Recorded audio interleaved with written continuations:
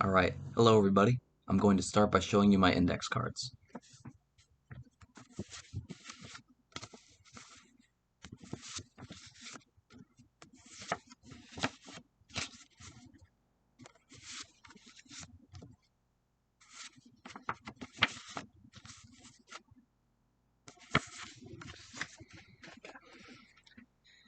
Ask not what your country can do for you. Ask what you can do for your country.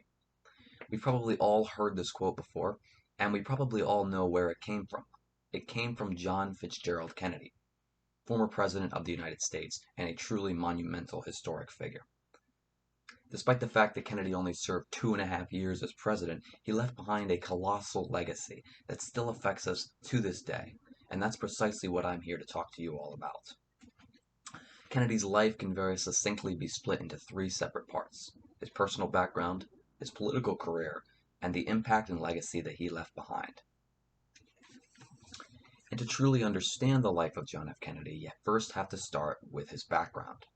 He was born in Brookline, Massachusetts on May 29, 1917, and according to Kelly S. Sisson, the author of Presidential Administration Profiles for Students, he had a very wealthy and famous businessman and politician father named Joseph Kennedy. He was the second of 9 children, so that gives you an idea of the scope of the Kennedy family in United States history. But also, again, according to Kelly S. Sisson, he had very poor health, not just as a child, but throughout his entire life. In fact, he was even read his last rites of the Catholic Church 4 separate times throughout his life. And that just gives you an idea of the sort of trials and tribulations that John F. Kennedy went through. He was well educated, graduating Harvard in 1940, and a year after graduating Harvard, he enlisted in the United States Navy to serve in World War II.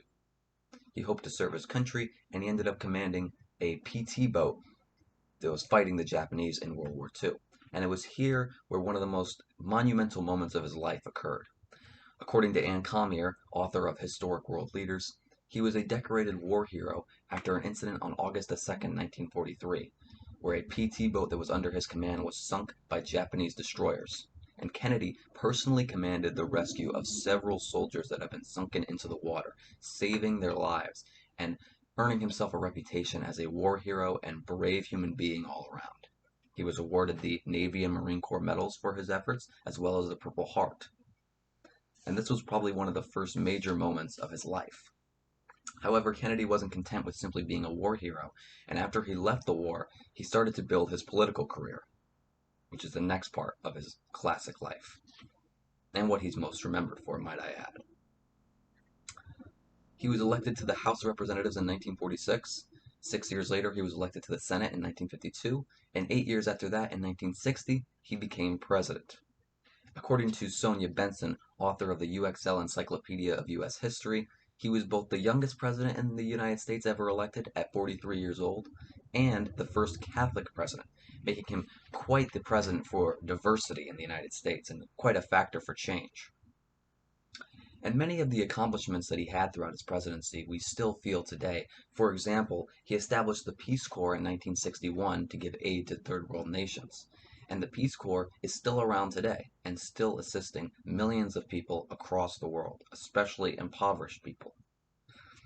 Not only that, he oversaw many crises throughout his time as president. Again, according to Sonia Benson, the author of UXL Encyclopedia of U.S. History, one of the many crises that happened during his time was the Cuban Missile Crisis, during the heat of the Cold War with the Soviet Union. Nuclear tensions were at an all-time high, and the Soviet Union almost seemed poised to drop the nukes on the United States, and the United States to drop the nukes on the Soviet Union. It was a time of great tension in the country, and Kennedy was the one who oversaw that crisis, and oversaw the cooling down of the tensions, and the de-escalation of the tensions of the Cold War, potentially saving millions of lives, and earning himself a very favorable reputation and popularity rating among the American people. However, Kennedy's presidency wouldn't last long, as I said previously, and unfortunately we have to talk about his tragic demise. Kennedy was assassinated on November 22nd, 1963 by Lee Harvey Oswald. His death itself is still considered highly controversial, but that's not important when it comes to his legacy. What's important when it comes to his legacy is the kind of impact that he left behind on the American people and the world itself. According to Kelly S. Sisson, like I said previously, the author of Presidential Administration Profiles for Students, a poll that was taken a year after his death in 1964 had 65% of the people polled saying that they voted for him in 1960.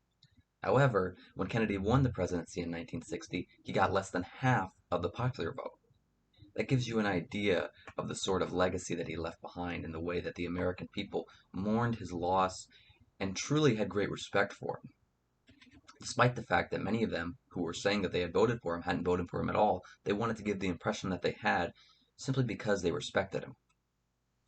But I think the most monumental quote that encapsulates both Kennedy's life and his presidency came from his wife, Jacqueline Kennedy. Again, according to Sonia Benson, a week after his death, in Life magazine, Jacqueline Kennedy gave an interview where she gave the following quote: "Don't let it be forgot that once there was a spot for one brief shining moment known as Camelot." This quote comes from a 1960 Broadway musical about King Arthur, the former King of England. And Mrs. Kennedy believed that it really encapsulated what the Kennedy presidency represented for America. And the American people agreed. And from now on, the Kennedy presidency and the era that he left behind is widely known to this day as Camelot. So, in short, John F. Kennedy had many crises throughout his life. From his poor health as a child, to his service in World War II, where he almost died, to his time as president, which oversaw many crises and many problems for the country and for himself. But I believe that the crises that happened in his life, both that happened to him and that happened because of him, made him who he is and are the reason that he's so remembered today. I believe that John F. Kennedy truly ranks as one of the most important historical figures in the world, simply due to the monumental impact that his life had on the world. Thank you very much for listening, and goodbye.